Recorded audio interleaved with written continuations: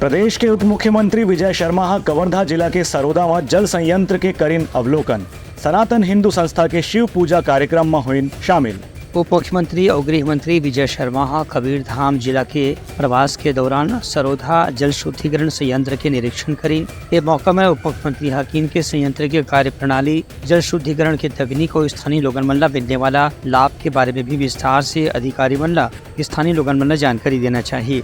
श्री शर्मा हकीम के अधिकारी मल्ला संयंत्र की क्षमता और भविष्य के प्रभाव के बारे में भी लोगन मल्ला बताना चाहिए।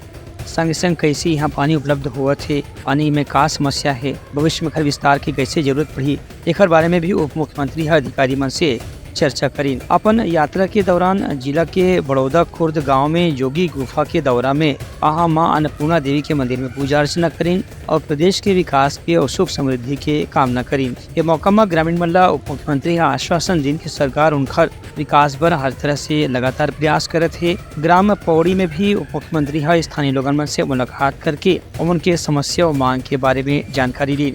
यात्रा के दौरान बोडला नगर पंचायत क्षेत्र में हिंदू संगम समिति डहाल आयोजित रामनाथ संकीर्तन शिव अभिषेक कार्यक्रम में भी उप मुख्यमंत्री भाग ली।